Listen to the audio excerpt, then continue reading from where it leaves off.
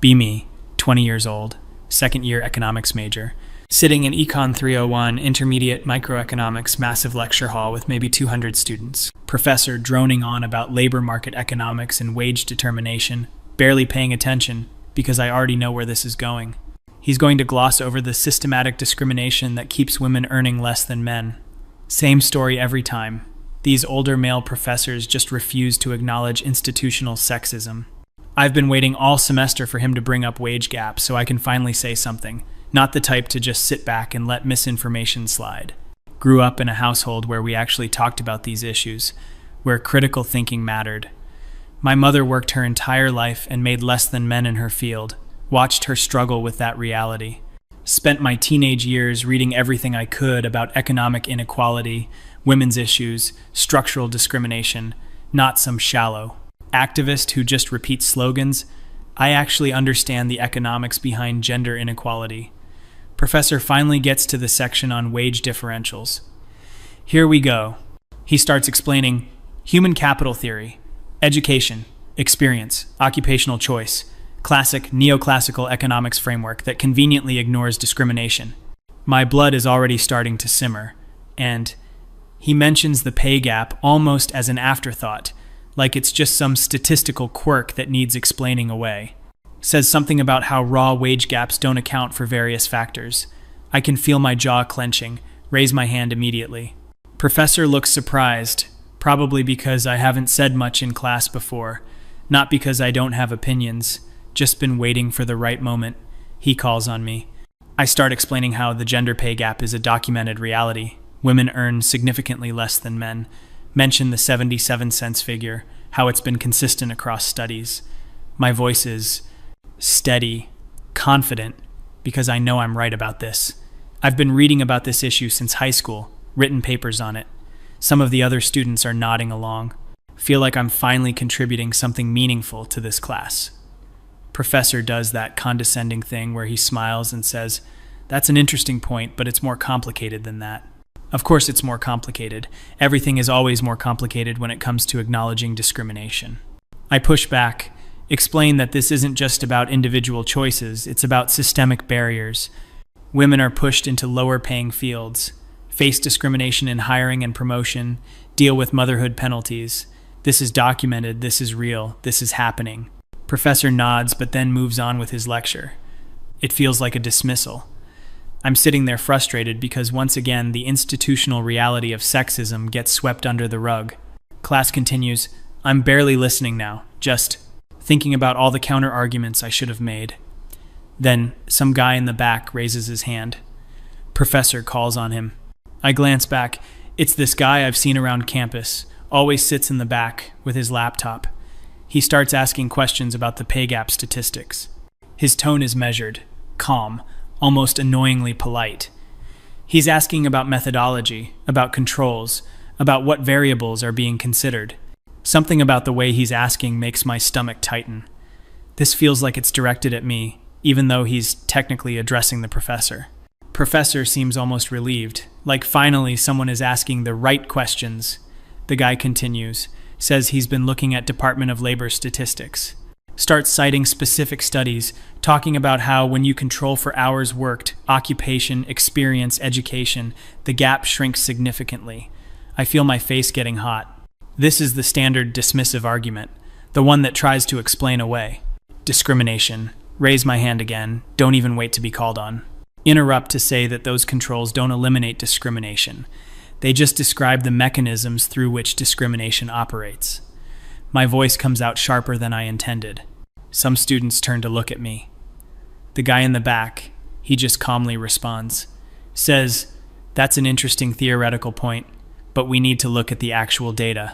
Pulls up something on his laptop, starts reading off statistics, talking about CONSAD research study, about how they found minimal unexplained wage gap when accounting for career choices and work patterns.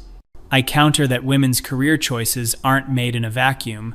They're shaped by societal expectations and discrimination. He acknowledges that, says it's a valid social question, but that's different from employer discrimination. The way he says it, so measured and reasonable, makes it sound like I'm being hysterical. I'm not being hysterical, I'm being passionate. About injustice. This back and forth continues for a few minutes. Professor is just letting it happen, probably thinks it's good classroom debate. Other students are watching like this is entertainment.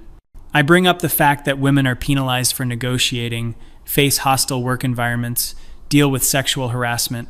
These are real barriers that affect earnings. The guy nods, says, those are serious issues that should be addressed. But then pivots back to the statistics, says we need to distinguish between different types of discrimination and different explanations for wage gaps. He's doing that thing where he sounds so reasonable that my arguments seem emotional in comparison. Starting to feel like I'm losing control of this debate. My heart is pounding, can feel sweat on my palms.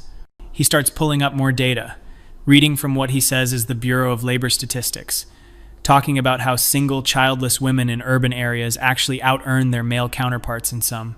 Demographics. Claims this suggests the gap isn't simple discrimination, but involves complex life cycle and family factors. I know there's something wrong with that argument, but I'm so flustered I can't articulate it clearly. Say something about how that's just cherry-picking data. He responds calmly that it's government data from the same sources used to demonstrate the pay gap. Says, if we accept BLS data for one claim, we should consider all of it. Other students are murmuring now. Some seem to be agreeing with him. Feel like the room is turning against me. Try to regain footing by bringing up the Lily Ledbetter case, concrete example of pay discrimination. He doesn't miss a beat. Says individual cases of discrimination exist and are illegal, but that doesn't tell us about systematic wage gaps across the economy. Then he starts talking about occupational choices in more detail. Mentions how the highest paying college majors are dominated by men, lowest paying by women, petroleum, engineering versus social work, computer science versus education. Says the wage gap largely reflects these different occupational distributions. I jump in, say that's exactly the problem. Women are socialized away from high-paying fields. He agrees that's a social issue worth examining, but then says that if women freely choose different fields because of different interests or priorities, that's not the same as employers paying women less for the same work. The way he keeps agreeing with me on these small points while dismantling my main argument is infuriating. Feels manipulative, like a debate tactic. I'm getting more animated now, can feel my voice rising. Bring up the fact that even within the same fields, women earn less. Cite something. I remember reading about female doctors earning less than male doctors. He's ready for this too. Talks about how even within medicine you have to control for specialty, hours worked, years of experience. Mentions that more male doctors go into high-paying specialties like surgery and cardiology. More female doctors choose pediatrics and family medicine, which pay less. Says this isn't discrimination by hospitals, it's different career paths within the same field. I counter that women are discouraged from surgery, face sexism in those specialties. He says that's a different claim than saying women are paid less for the same work. Keeps making these distinctions that make my arguments sound imprecise. Professor is watching with this expression I can't quite read. Feels like he's enjoying watching me squirm. The guy continues. Now he's pulling up data about hours worked. Talking about how men on average work more hours than women, especially among salaried professionals. Says in many high-paying careers, there's a disproportionate premium for working long, inflexible hours. Mentions recent study about MBA graduates, how the gap emerges after children because of hours worked. I try to interrupt, say that's because women are forced to do unpaid care work. He lets me finish, then calmly says, that's a division of household labor issue, not employer discrimination. Says if we're concerned about that, the solution is different than claiming employers pay women less for the same work. I'm scrambling now, trying to remember all the arguments I've read. Bring up something about resume studies, how identical resumes with female names get fewer callbacks. He nods, says those studies are important for understanding hiring discrimination. But then says that's about hiring bias, not wage gaps among current employees. Keeps creating all these careful distinctions. Says discrimination exists in various forms, but we need to be precise about what we're claiming. My thoughts are getting jumbled. I'm mixing up different arguments. Mention something about the wage gap increasing with age. He's ready for that too. Talks about how that correlates with children, career interruptions. accumulated experience gaps, brings up data about childless women's wages tracking more closely with men's, suggests this indicates motherhood and career continuity are major factors, not discrimination against all women. I can feel my face burning now. Other students are completely silent, just watching this unfold. Feels like everyone is judging me. Try to regroup. Go back to the basic point that women earn less overall and that matters. He agrees it matters, says economic inequality is worth studying, but then says, if we misdiagnose the cause, we'll implement wrong solutions. Says if the gap is mostly about occupational choice and hours worked, then policies should address those factors, not enforce equal pay laws which already exist and don't solve the underlying issues. Mentions that countries with strongest equal pay enforcement still have significant wage gaps. I don't know enough about international comparisons to counter this effectively, feeling completely out of my depth now. He starts talking about something called the gender equality paradox. Says, in more gender-equal countries, occupational segregation is actually higher. Women in Norway and Sweden still choose different fields than men despite minimal barriers. Suggests this indicates preferences might play a bigger role than discrimination in career choices. I stammer something about how preferences are socially constructed. He agrees they are, but says that doesn't mean they're the result of current discrimination. Could be cultural factors, evolutionary factors, complex developmental factors. The way he says, evolutionary factors makes me want to scream. Here comes the biological determinism argument. I challenge him on that. Say we can't use biology to justify inequality.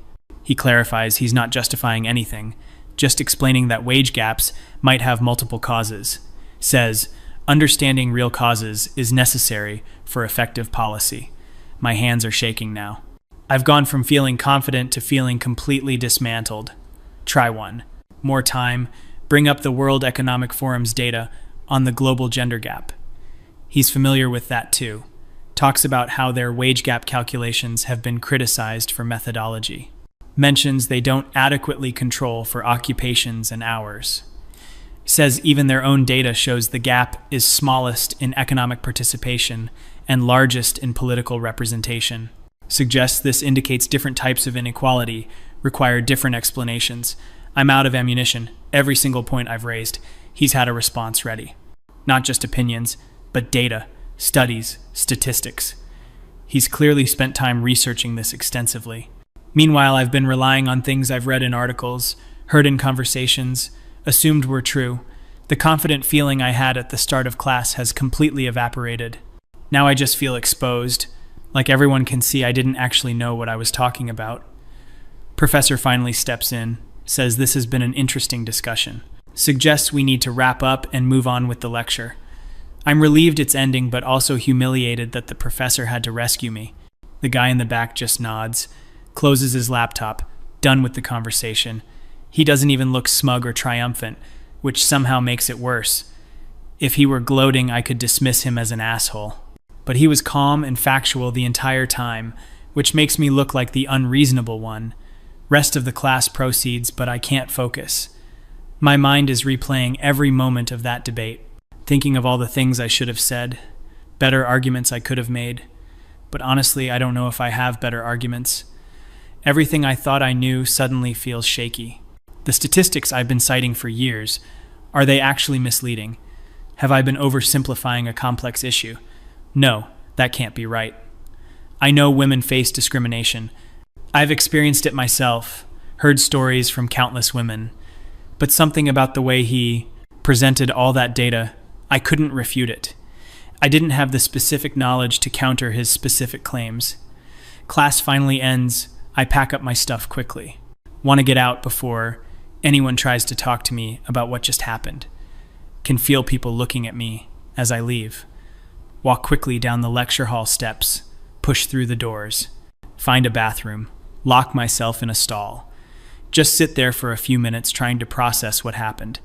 I went into that exchange so confident, so sure of my position, came out feeling stupid and uninformed. Worst part is, I can't even say he was wrong exactly. He had sources, data, government statistics. Everything I've been told about the pay gap Is it not true? But that can't be right either. Something is off about his argument. The way he kept separating discrimination from choice, as if they're completely unrelated. Women's choices are constrained by discrimination, by socialization, by structural barriers. But I couldn't articulate that clearly in the moment. I kept getting tangled up in his statistical arguments, feeling angry now, at him for ambushing me like that, at myself for being unprepared. He clearly came to class, ready to have that debate. Probably had all those stats loaded on his laptop, just waiting for someone to bring up the pay gap. What kind of person does that? Who spends their time preparing to debate feminists in economics class? Probably one of those guys who spends all his time online in men's rights forums. But even as I think that, I know it's unfair. He didn't come across as a men's rights activist, didn't use their typical rhetoric. He sounded like someone who genuinely researched the economics, which makes me feel worse because I thought I had researched it too. Apparently, reading articles and blog posts isn't the same as reading actual studies. Sit in that bathroom stall for probably 20 minutes. Miss the start of my next class, but can't bring myself to care. Finally emerge, look at myself in the mirror. My face is still flushed, eyes slightly watery. Pull myself together, wash my face, try to look normal. Head to the library instead of my next class. Need to actually look up these studies he was citing. Find a computer in a quiet corner. Start searching. CONSAD research study on gender pay gap. There it is. Start reading through it. Dense economic analysis. They did find that most of the wage gap disappears when controlling for various factors. But the report also says discrimination is difficult to measure and may still play a role. So he was technically right, but also not telling the whole story. Look up Bureau of Labor Statistics data he mentioned. The stuff about young childless women in urban areas, it's real. There are demographic groups where women slightly out-earn men. Never knew that. Every article I've read focused on the overall gap. Keep digging deeper into academic studies on the pay gap. It's complicated. Much more complicated than I realized. There are studies supporting various positions, methodological debates, different interpretations. The confident 77 cents figure I cited, it's real, but it's also the unadjusted gap. When you control for factors like occupation, hours, experience, it shrinks significantly. But some researchers argue those controls are inappropriate because they adjust away discrimination. Others argue they're necessary for measuring discrimination accurately. There's a legitimate academic debate here that I was completely unaware of. I've been treating this like a settled issue with only one right answer. Meanwhile, economists have been arguing about methodology and interpretation for years. Feel stupid for not knowing this. I'm an economics major, this is literally my field, and I didn't know the actual research. Spend hours going down this rabbit hole. The more I read, the more complicated it gets. There's evidence for discrimination in some contexts. Evidence against it in others. Evidence for occupational choice mattering a lot, but also questions about why those choices differ. By the time I look up, it's getting dark outside. Library is much emptier than when I arrived. My phone has several texts from friends asking where I was. One message asking if I'm okay after what happened in econ class. So people are definitely talking about it. Great. Now I'm the girl who got owned in a debate, and everyone knows. Pack up my stuff, head back to my apartment. Roommate is in the kitchen making dinner, asks where I've been. I mutter something about library, go straight to my room, lie on my bed staring at the ceiling. I can't stop replaying that debate in my mind. The worst part isn't even that I lost the argument. It's that I realize I didn't actually understand the issue as well as I thought. I've been confident, outspoken, ready to challenge professors and classmates. But my confidence was based on incomplete information. I knew the talking points, but not the underlying research. Knew the conclusions, but not how people arrived at them or what debates existed. Feel angry at all the articles and posts that presented this as simple and obvious. The pay gap exists because of discrimination, period. Anyone who says otherwise is sexist. That's what I've been told, what I believed, what I argued. Turns out it's way more complicated. Doesn't mean discrimination doesn't exist, but it's not the simple story I thought. My phone buzzes. It's a group chat with some friends from class. Someone posted a laughing emoji about the epic debate today. Someone else says I shouldn't feel bad. That guy was clearly obsessed with the topic. Another person says he actually had good points, though. The conversation devolves into an argument within the group chat. I mute it, can't deal with this right now. Think about texting my mom, but what would I even say? Called out a professor for glossing over sexism, got demolished by classmate with statistics, feeling dumb. She'd probably be supportive, but I don't want to talk about it. Skip dinner, not hungry anyway. Try to do homework for other classes, but can't concentrate. Keep thinking about how confident I felt this morning. Ready to speak truth to power, challenge the professor, educate my classmates. Now I feel like I don't know anything. Worst part is, I still believe discrimination is real and matters. I've experienced it, other women experience it, it's part of our reality. But apparently the way I understood it, the statistics I relied on, weren't the full picture. How am I supposed to argue for things I believe in if I don't have the evidence right? How am I supposed to trust my own judgment if I was this wrong about something I cared about? Finally fall asleep around midnight, exhausted from stress. Wake up the next morning dreading going to campus. Have that same econ class today. We'll have to see everyone again. And consider skipping, but that would be even more embarrassing. Drag myself to campus, avoiding eye contact with everyone. Get to the lecture hall early. Sit in a different section than usual. Hope to just blend in and not be noticed. Other students file in. Some glance my way. Can't tell if I'm being paranoid or if they're actually looking. The guy from yesterday sits in his usual spot in the back.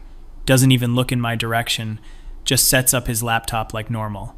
Professor starts class. Doesn't mention yesterday's debate. Just continues with the next topic in the syllabus. I sit there silently taking notes, not raising my hand once. The confident student ready to challenge the professor is gone. Now, I'm just trying to avoid attention and get through the class. Used to think being outspoken and challenging authority was brave. Now I realize maybe I should make sure I actually know what I'm talking about first. Class ends without incident. I pack up and leave quickly. One of my friends from the class catches up with me in the hallway. Asks if I'm okay. Says, "Yesterday seemed rough." I shrug it off, say it's fine, just a debate. She says that guy was being kind of aggressive with all his statistics. I appreciate her trying to make me feel better, but can't really agree. He wasn't aggressive, he was just prepared and I wasn't. That's what actually stings. Spend the rest of the day in this weird fog of self-doubt. Question whether I should keep speaking up in classes. Question whether my other strongly held beliefs are based on incomplete information too. Question whether I've been embarrassing myself this whole time without realizing. Get home that evening, finally check all my messages. There's a post on the university subreddit about the debate. Someone recorded part of it on their phone, apparently. My stomach drops. Please don't let this be going viral. The post has comments debating the pay gap statistics. Most people seem to think the guy was right, but some are defending my position. One comment says, "I seemed passionate but unprepared." That's the nicest way to put it, I guess. Another comment says, "This is why feminists rely on emotion instead of facts." That one makes me furious. I wasn't relying on emotion. I had facts. They just weren't complete facts. And I didn't know the counter evidence. But I know how this looks to everyone watching. Emotional feminist gets destroyed by logical male with statistics. It's like a stereotype come to life, and I'm the punchline. Close Reddit. Don't want to read anymore. Spend the weekend alone, avoiding social plans. Tell friends I have too much homework, but really just don't want to face anyone. Use the time to do what I should have done before. Actually research this topic properly. Read academic papers. Look at raw data. Understand the methodological debates. The more I learn, the more I realize how little I knew, but also how the issue is genuinely complex and contested. There's not one simple truth. There are different ways of measuring and interpreting. By Sunday evening, I feel more informed, but also more uncertain about everything. Used to be so sure of my positions, ready to argue them passionately. Now I see all the caveats and complications and competing interpretations. Maybe that's intellectual growth, but it doesn't feel empowering. It feels like losing the conviction that made me feel strong. Monday comes around, another econ class. I'm dreading it, but force myself to go. Sit in my new usual spot, keep my head down. Professor lectures, I take notes. Class proceeds normally. No dramatic debates. No public humiliation. Just a regular class where I'm now the quiet student in the middle section. Weeks pass. Semester continues. I stop speaking up in that class entirely. The confident voice that was ready to challenge everything is gone. Now I just do the assignments, study for exams, stay silent, see the guy from the debate occasionally. We never speak. He doesn't gloat or acknowledge what happened. Just another student in the class. But I know he fundamentally changed how I see myself, showed me the gap between confidence and knowledge, between passion and preparation, between what I thought I knew and what I actually understood. End of semester approaches. I've done well grade-wise in the class. Turns out, when you actually read the material carefully, instead of just disagreeing with it, you learn things. But I've also lost something. That fire to speak up, to challenge, to fight for what I believe. Now I second-guess everything, wonder if I'm missing important context. I wonder if speaking up will just expose my ignorance again. Last day of class. Professor gives closing remarks. Thanks everyone for engagement and participation. Mentions how intellectual debate and different perspectives make for better learning. I think about that debate, whether it made anything better. Maybe the other students learned something. I certainly learned I don't know as much as I thought, but mostly it just made me afraid to speak up. Class ends, semester is over. Walking out of that lecture hall for the last time. Think about the person who walked in on the first day. Confident, ready to challenge sexism wherever I saw it. Certain that I had the moral and factual high ground. Now, I'm just tired and uncertain. Still believe in equality, still think discrimination is real and harmful. But don't trust my own understanding anymore. Don't trust that my passion is backed by sufficient knowledge. That guy with his laptop full of statistics didn't just win a debate. He took away my confidence in my own voice, and I don't know how to get it back.